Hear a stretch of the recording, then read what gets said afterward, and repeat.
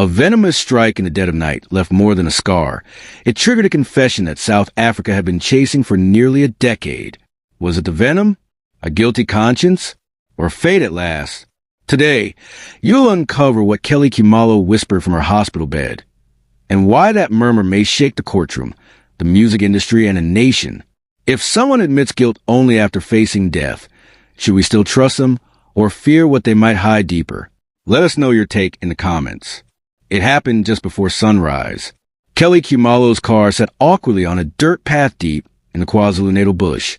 Doors flung open, hazards blinking. Locals say they saw her stumble out screaming, then collapse, her foot swelling from a snake bite. Nearby, a forest cobra slithered off into grass. But what truly froze the moment wasn't the venom or the scream. It was the voice that followed. Faint, almost a tad, she murmured, "I did it. I can rest now." Medics froze. Her eyes rolled back. No cameras, no press. Just a whisper from the edge of life. Snake venom travels fast. But sometimes something else breaks loose before the toxins do. The truth. Doctors treating Khumalo noticed something strange. Her vitals dipped dangerously, but her mind stayed unusually alert. She seemed aware. Alert enough to say what she hadn't in a courtroom or studio in over a decade. Could the neurotoxins have lowered the mental defenses she'd built for years? Could pain have uncorked something deeper?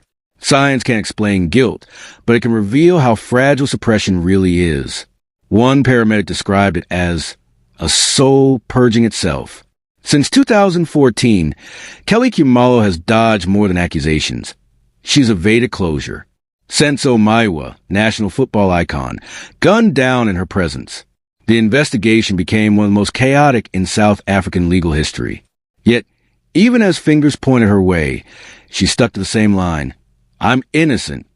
Interviews became vague, courtrooms tensed, and fans split in two. Every update felt like an echo, not a revelation. The one person closest to crime kept walking freely, until a snakebite made her legs and maybe her lies give way. She wasn't there by coincidence. Insiders say Kelly was on her way to meet a powerful Sangoma, a traditional healer known for rituals meant to sever ties with the dead. In African spirituality, snakes are messengers.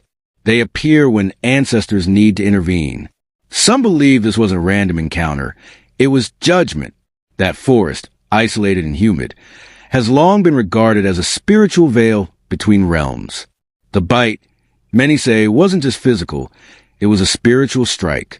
Not karma in the Western sense. Something older. Something that whispers through roots and winds. She survived the first few hours, but only just. At the ICU, surrounded by machines, her voice barely a thread. Kelly repeated something chilling. According to a nurse's handwritten note, she whispered, "Senzo comes every night. I hear him breathing." The nurse thought it was hallucination until Kelly added, "I needed it to end." That note, now in police hands, is being examined for admissibility. Hallucination or confession. Medical professionals are divided, but the timing, the clarity, and the tone didn't sound like someone lost in fever dreams. They sounded like someone letting go. Captain Zwane was called to the hospital within 12 hours. Not out of protocol, but urgency. He wasn't alone. Two SAPS officers and a state prosecutor stood quietly as Kelly's sedation was adjusted. She opened her eyes briefly and asked, "Will I go to prison now?" That one question may unravel 1,000 legal knots. Investigators who've chased this case for years now have something raw, spontaneous, and real. Not a statement given under duress. Not a PR release. Just words from a woman who believed she might not wake up again. When the news reached Senzo Meyiwa's family, it wasn't met with rage. It was met with silence. His mother, who's spoken through tears for nearly a decade, reportedly collapsed after hearing the ICU confession. She later told a journalist, "I prayed for the truth. Now I've heard it. Let God handle the rest." For a family that buried a son while the accused walked stages and recorded songs, those words marked a spiritual closing of a long open wound. There was no celebration, only solemn acceptance that the silence had finally cracked. The internet wasted no time. Within hours, Kelly confesses trended on X. But it wasn't unity, it was war. Some argue the confession was a product of pain and poison, meaningless in legal terms. Others insisted it was the only genuine moment we've ever had from her. Bloggers, influencers, and even distant politicians began weighing in. One post said, "If it takes venom to get the truth, maybe we've all been too polite." Whether fact or fiction, the digital court had begun its trial, and the verdicts were harsh, fast, and unforgiving.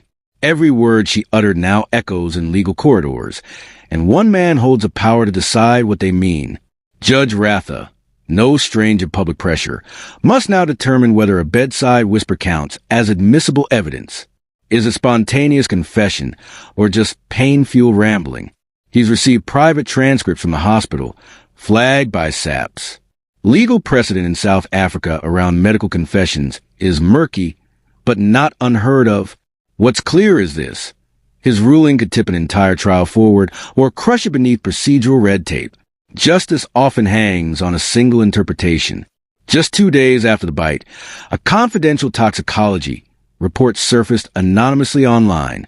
It showed no trace of sedatives, no opiates, no hallucinogens. Only the biochemical trail of one thing: Naja nivea venom. The presence of this neurotoxin ruled out delusion. Her mind, though under siege, was reportedly functioning with clarity.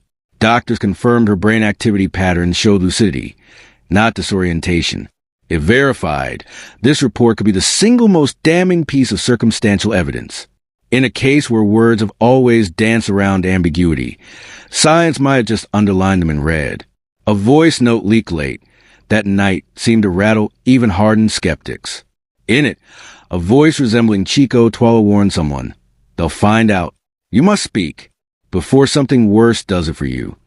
Though unconfirmed, it's been spreading like wildfire. Was it advice or prophecy? Chico's long-standing involvement in the Meyiwa saga has always felt too quiet. But if this voice belongs to him, it suggests fear, not just foresight. And it hints at something even more chilling: that the truth was known by more than one. While she drifted in and out of sleep at the ICU, detectives served a warrant. Her phone, locked, encrypted, and nearly always protected, was removed from under her pillow. Inside, it could be more than music demos. Prosecutors are reportedly searching for voice notes, deleted messages, possibly even diary entries stored in audio format. Tech experts say recovering deleted voice recordings is difficult, but not impossible. If something was stored or sent within the past 6 months, it could be recovered. One device may now contain a decade's worth of buried secrets. 2 gospel megastars, one from Durban and one from Josie, posted back-to-back cryptic verses on Instagram the same evening the confession broke. One quoted Luke 8, verse 17, "For nothing is hidden that will not be made manifest." The other, Revelation 20, verse 12, about judgment and records of the dead. Neither named Kelly, but fans noticed both artists.